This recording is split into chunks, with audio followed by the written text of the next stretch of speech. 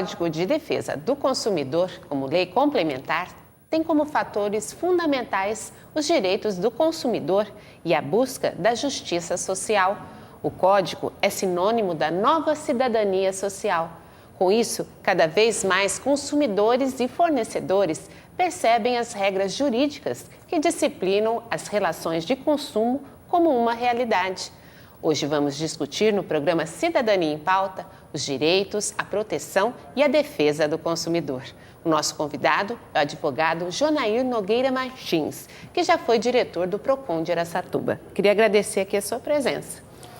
Eu é que agradeço o convite, a lembrança e espero poder ser útil ao seu programa e aos nossos telespectadores. Eu tenho certeza que sim, que a gente já estava conversando um pouquinho antes e com certeza muita gente vai aprender coisas interessantes hoje no programa. Vamos começar como funciona o PROCON. O PROCON é um órgão que faz parte do Sistema Nacional de Defesa do Consumidor. Esse Sistema Nacional de Defesa do Consumidor nasceu com a Constituinte, ou seja, com a Constituição de 88. Não é? Então, a defesa do consumidor passou a ser obrigatória no Brasil. E ela, em sendo obrigatória, cada estado criou uma legislação para a proteção do consumidor. Ele é um órgão público? É um órgão público. Hoje, no estado de São Paulo, os PROCONs funcionam, na sua maioria, conveniados com a Fundação PROCON do estado de São Paulo. Mas alguns PROCONs são municipalizados. Aqui em Araçatuba é assim. Na nossa administração, ele foi municipalizado, mas não chegou a ser efetivamente municipalizado. Como que funciona isso? O que nós pretendíamos é que todas as multas aplicadas ficassem para um fundo municipal de direitos difusos e não para o Fundo Estadual de Direitos Difusos. Então, a nossa ideia era no sentido de que toda a arrecadação do PROCON de Araçatuba, através das suas multas, revertessem para um Fundo Municipal de Defesa do Consumidor. E isso não aconteceu até hoje? Eu não posso precisar, mas me parece que o fundo foi criado, a lei municipal foi criada, existe a lei municipal que criou, que municipalizou o PROCON, mas ele continua conveniado com a Fundação PROCON, salvo o engano. Quer dizer, uma pergunta que eu sempre quis fazer, se ele é da prefeitura, né, está ligado à prefeitura, ele tem isenção, por exemplo, de ir contra a prefeitura, no caso? Em tese, o PROCON é um órgão independente e ele tem que se fazer presente em todas as circunstâncias que envolvem o relacionamento com o consumidor, seja pelo poder público ou não. No caso de Araçatuba especificamente, o PROCON é totalmente mantido pela prefeitura. Isso não significa que o diretor do PROCON não possa agir contra os abusos de concessionárias dos serviços públicos municipais e até de serviços públicos postos à disposição da população com defeito. Bom, isso em tese. Em tese. E o senhor falou, o município tem o gasto com o PROCON. E, na verdade, o que se arrecada do PROCON não fica tudo aqui, né? Como o senhor explicou na questão anterior. Exatamente. O PROCON é uma instituição, é um órgão público que não arrecada para o município. Toda a arrecadação do PROCON, ela vai para um fundo, no caso, estadual de direitos difusos. O que é gasto esse dinheiro? Esse dinheiro é gasto com proteção do consumidor no Estado. Sim, o que nós pretendíamos é que todo o dinheiro arrecadado pelo PROCON de Araçatuba fosse revertido em benefício do consumidor de Araçatuba pelo Fundo Municipal. E seria, por exemplo, gasto com campanhas também, esse tipo de... Campanhas, nós pensamos na época em PROCON na escola, PROCON nos bairros, e isso questão tudo... de educação mesmo da de população. educação. O que a população mais precisa é da educação como consumidor. Aprender a consumir com segurança, com tranquilidade e saber que tem um órgão de proteção. Bom, e quais são os direitos básicos, né, do consumidor? Os direitos básicos do consumidor, eles estão elencados no artigo 6º do Código de Defesa do Consumidor. É uma relação um tanto extensa, mas vamos citar os básicos. Primeiro, a proteção à vida e à saúde. A proteção contra a enganação comercial, publicidade enganosa, né? A proteção contra cláusulas abusivas. Enfim, é um elenco de situações que estão inseridas no artigo 6º. São chamados direitos básicos do consumidor. De um modo geral, as pessoas têm conhecimento desses direitos? Infelizmente, não, por falta de campanhas educativas. E quais são, assim, as formas mais comuns das pessoas serem enganadas na questão de comprar, de ser consumidor? Bom, a criatividade humana não tem limites, como nós já falamos sobre isso.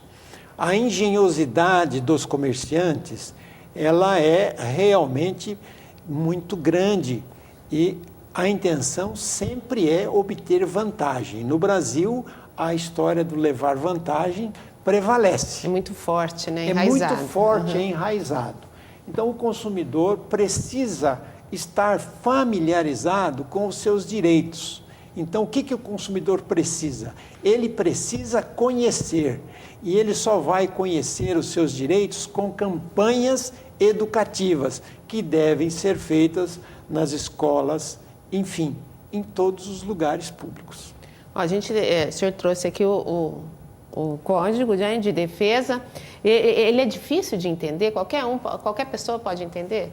Olha, o Código do artigo 1º ao artigo de número 60 trata dos direitos dos consumidores.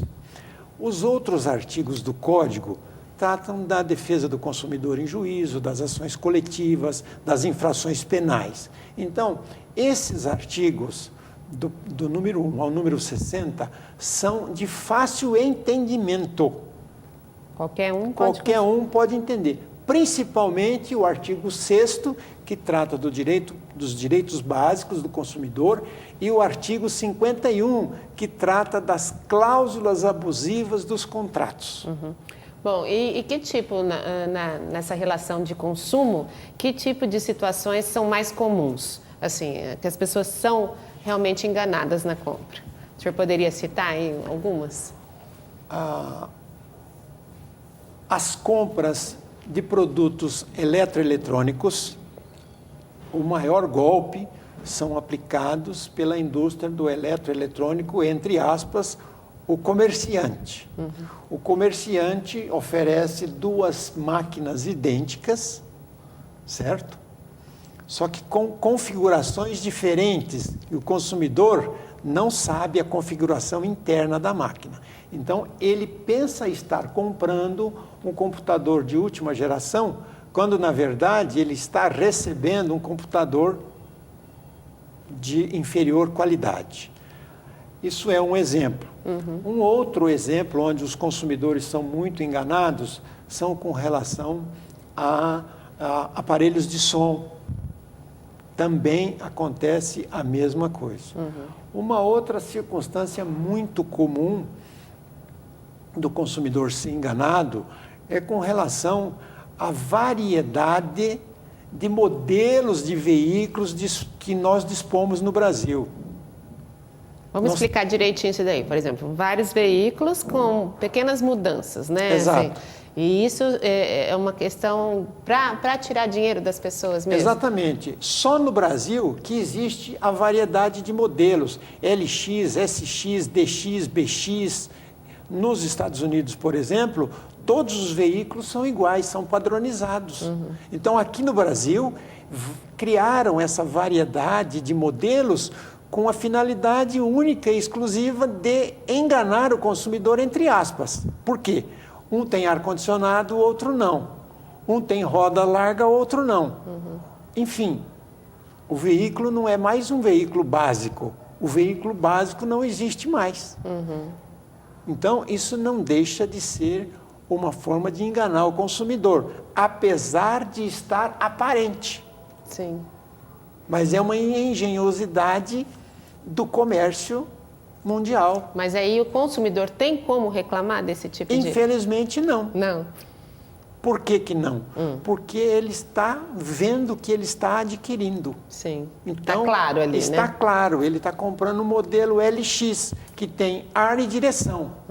Ah, mas esse modelo não tem vidro nem trava. Não, aí você teria que comprar o BX. O LXD.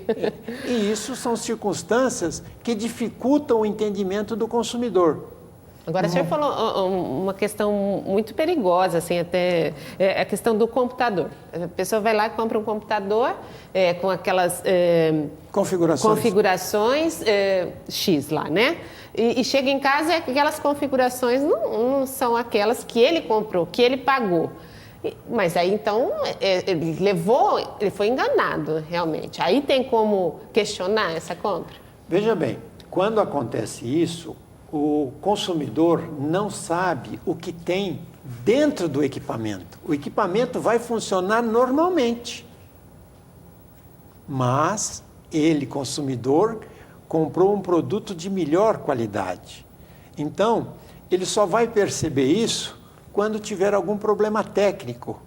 E aí já se passaram o prazo de prescrição ou decadência da reclamação. Então, o que acontece? Geralmente é quanto tempo? Assim? É de 30 dias para objetos móveis e 90 dias para bens duráveis.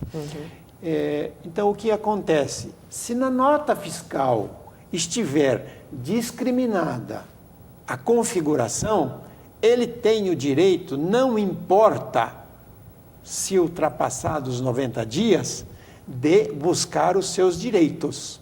Isso é importante frisar, né?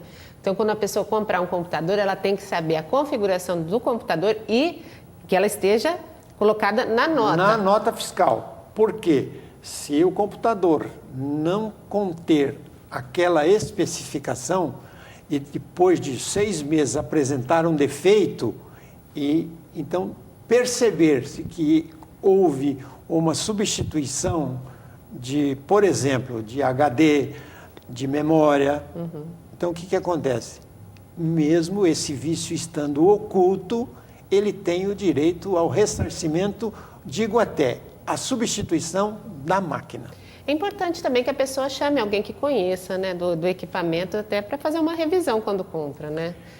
Nós aconselhamos que todos, ao adquirirem equipamentos que não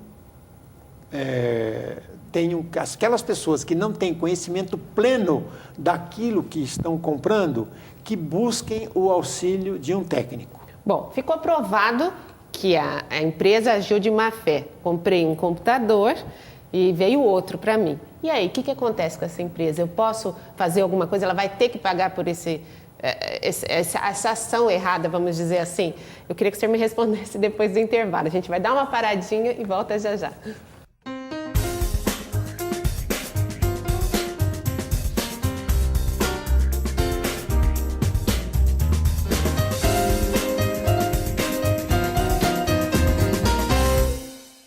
Audiodescrição. Eu não sou diferente de ninguém. Quase todo mundo faz assim. Eu me viro bem melhor quando tá mais pra bom que pra ruim. Não quero causar impacto, Nem tampouco sensação. O que eu digo é muito exato. É o que cabe na canção. Eu não sei viver triste sozinho. É a minha condição. Iguais na diferença. Campanha pela inclusão das pessoas com deficiência. O assunto do programa Cidadania em Pauta de hoje é direito dos consumidores. O nosso convidado é o advogado Jonair Nogueira Martins, que já foi diretor do PROCON de Araçatuba. a gente terminou o bloco anterior, quando há má fé da empresa, né, da firma que vende os aparelhos eletrônicos. Isso foi comprovado. Eu cheguei em casa e vi que o meu computador não era aquele que eu comprei. O que eu posso fazer com relação a essa empresa? Você pode exigir aquilo que você adquiriu, certo? Se você teve algum dano, por exemplo, se era para ter uso profissional e você, por uma questão, ficou algum tempo sem esse equipamento, você tem o direito ao chamado lucro cessante, ou seja, você deixou de oferir rendas por culpa da empresa que te vendeu um produto com propaganda enganosa. Né? O dano moral, no Brasil, ele está em fase de extinção quando não há publicidade do dano moral. O que seria publicidade de dano moral, assim, mais ou menos? Publicidade é o seguinte: se o dano moral ficar apenas entre duas pessoas, eu e a loja, você e a loja, não existe dano moral. Teria que ficar eu, a loja e mais quem? E mais tem que ter uma certa publicidade para que você tenha sido Porque tem que enganada. passar uma situação vexatória. Vexatória. Isso é um entendimento recentíssimo do Superior Tribunal de Justiça. Então, só quando há publicidade é que existe o dever de indenizar por dano moral. Eu acho que a empresa ela deveria receber alguma sanção de alguma forma, né? Porque, na verdade, ela agiu de má fé, né? Existe a possibilidade do PROCON estar autuando a empresa e, ao mesmo tempo, denunciando ao Ministério Público. O Código de Defesa do Consumidor prevê a infração penal e essa loja e esse comerciante pode vir a ser processado e condenado criminalmente por crime contra o consumidor. Porque se isso acontecer várias vezes, fica mais caracterizado ainda, né? Exatamente. Com várias pessoas, né? Exatamente. Outra questão que a gente ouve muito falar é das pessoas que compram aparelho de som, né? Tantos watts. O que acontece na aquisição de aparelhos de som é uma forma de se mostrar, da mesma forma do computador, dois aparelhos idênticos com potências diferentes. O preço é do de baixa potência, só que a oferta é do de alta. O consumidor imagina estar adquirindo um aparelho de som de alta potência e adquire aquele equipamento. Só que ele recebe o equipamento de potência inferior. Sim. Isso é uma das fraudes utilizadas por algumas empresas que vendem aparelhos de som. Uma pessoa for comprar, então ela deve ver quantos watts tem e essa é a medida que deve prevalecer, então. Eu entendo que sim, sou leigo também em assunto, mas ao adquirir, na nota fiscal deve vir o modelo e a quantidade de potência. Então, essa é uma dica muito importante. Então, toda vez que comprar um eletrodoméstico, né, um eletroeletrônico, olhar e ver se está especificado na nota aquilo que você está comprando. Exatamente. A nota Porque fiscal... aí dá para mover uma ação depois, exigir algum direito. A nota fiscal é um instrumento legal de prova. Muitas pessoas não ligam, né, para pedir a nota fiscal. E aí? Se você não tem a nota fiscal, você não tem como provar que você adquiriu aquele produto daquela empresa. Quer dizer, não dá para fazer nada. Absolutamente nada. A comercialização do amianto ainda existe no estado de São Paulo. Como está essa situação? O amianto é uma questão que envolve mais relações trabalhistas do que propriamente direito do consumidor. Por quê? Porque é o pó da indústria do amianto que provoca uma doença chamada asbestose. É uma doença, ou seja, o câncer de pulmão. Então, o trabalhador da indústria é que sofre com a poluição causada na indústria do amianto. Quer dizer, a pessoa que tem, por exemplo, uma caixa d'água de amianto, está livre de qualquer tipo de contaminação? Olha, a pessoa que tem uma caixa de amianto, se ele se essa pessoa conseguir provar que ele adquiriu a doença em face da água estocada na caixa de amianto, ele vai ter condições de ser ressarcido em todos os sentidos. Mas esta é, com certeza, a prova mais difícil de se produzir. O senhor falou que a questão é na indústria, né? Sabe-se que faz mal e por que continua o produto sendo industrializado, né? É difícil entender isso. Infelizmente, é o poder econômico versus os consumidores. Sempre a relação Sempre dinheiro, é a né? relação, né? Poder da grana. É o poder do grande empresário. Nós temos um município no estado de Goiás. Só esse município produz amianto para os próximos 50 anos do consumo brasileiro. Quer dizer que vamos ter aí muito tempo o amianto aí e as pessoas têm que estar atentas, né? Tem que estar atenta quem trabalha com amianto e as pessoas que forem adquirir algum produto com uso de amianto têm que estar atento à possibilidade de que esse produto venha lhe fazer mal à saúde. O melhor, então, é não adquirir nada. O melhor é não adquirir produtos com amianto. Bom, a questão dos contratos. O senhor falou também que há muitas questões envolvendo contratos, né? Abuso nos contratos. Quais abusos seriam esses? Olha, o consumidor, quando ele assina um contrato de aquisição de algum produto em alguma loja, à vista ou a prazo, ele assina um contrato que o código chama de contrato de adesão. Ou seja, esse consumidor, ele não tem condições de discutir as cláusulas que estão naquele contrato. Como assim? Os contratos vêm prontos. Sim. E ele simplesmente adere, ele assina. Se ele quiser discordar, ele Já não compra o produto. Sim. Ou não obtém o crédito. Mas esses contratos constam abusos nele? Esses contratos, todos eles constam cláusulas abusivas. Por exemplo? Taxa de multa, prazo de garantia, direito, quando se compra pela internet, por exemplo, você tem 7 dias para devolver o produto. Né? E você compra isso pela internet e você não sabe disso. E às vezes algum contrato... 7 dias a partir do recebimento. Você comprou o produto, recebeu o produto, não quis o produto, você tem 7 dias para devolver esse produto. É muito importante que o consumidor aprenda que ele deve guardar a embalagem original. Sim. Para devolução. Se ele não estiver com a embalagem original, a empresa não é obrigada a fazer a substituição ou o cancelamento da venda. A pessoa não tem nenhuma noção disso, com certeza, quando absoluta. Compra, né? Isso não está escrito... Deveria vir escrito. Conserve essa embalagem, porque em caso de troca terá que... Isso não está escrito em lugar algum. Deveria estar, mas né? Deveria estar. Né?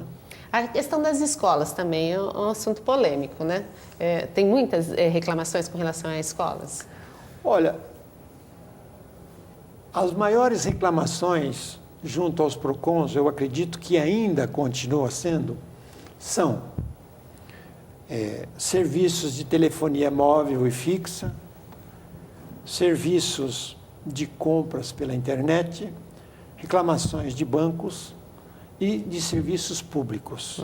Esses são os campeões de reclamações. Tá?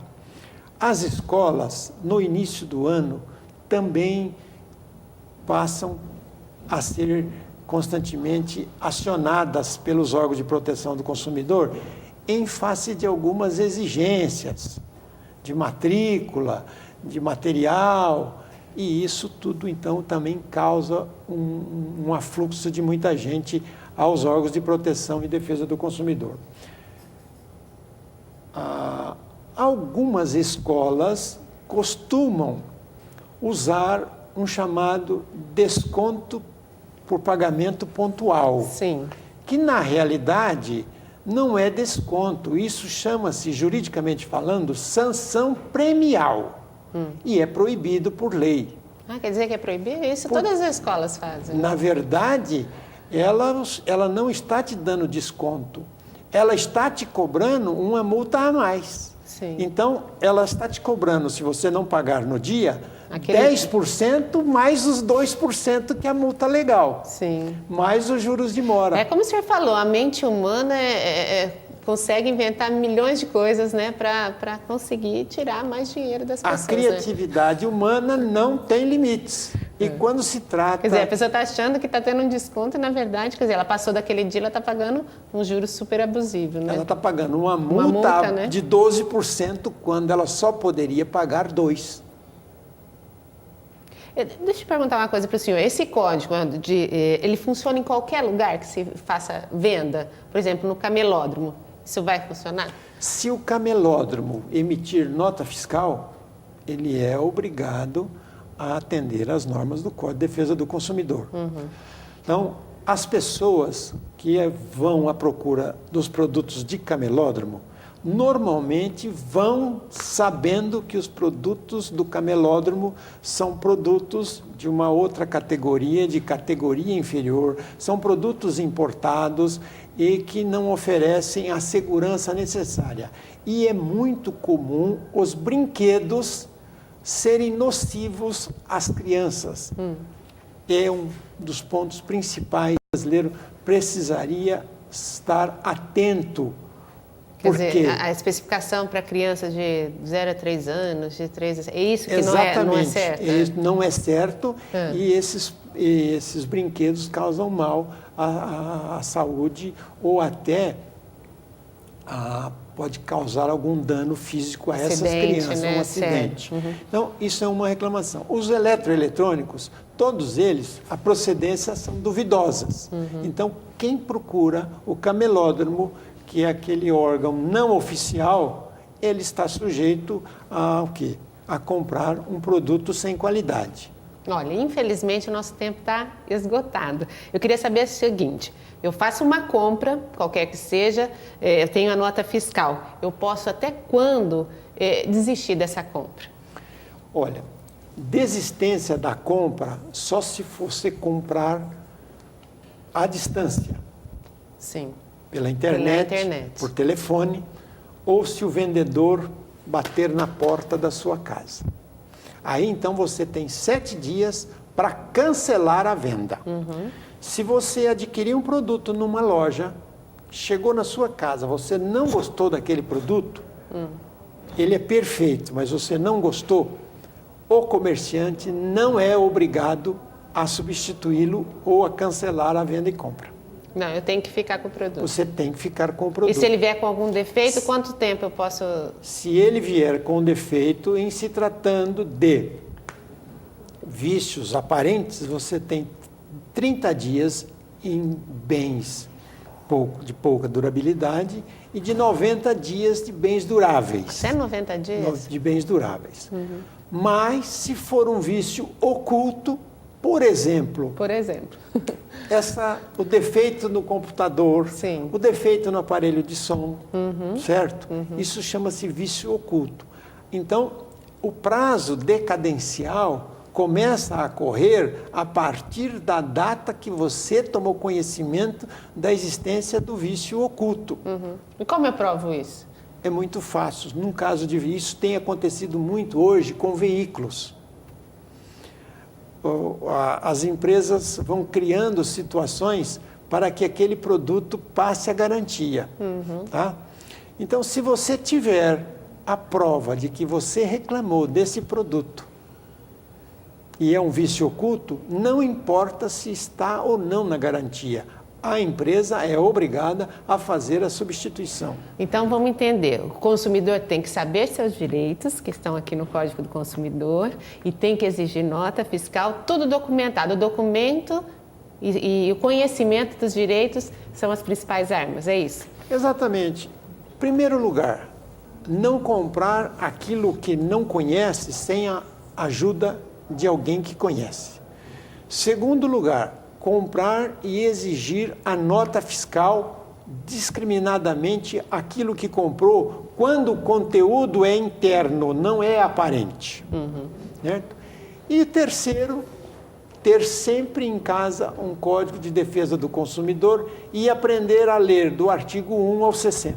Ok, eu queria agradecer mais uma vez a presença do senhor aqui. Eu é que agradeço e estou sempre à disposição. E espero que os nossos telespectadores Tenho aprendido tenham um pouco aprendido mais, um pouco mais Com certeza. para exercer a cidadania que Quer dizer, dá um pouquinho de trabalho, mas não pode ter preguiça, né? não pode ter preguiça. E há abusos no Brasil exatamente porque o brasileiro não tem o costume de reclamar. Então, vamos a partir de hoje reclamar, né? Eu quero agradecer a sua presença aí de casa que esteve com a gente até agora. Espero você no próximo programa.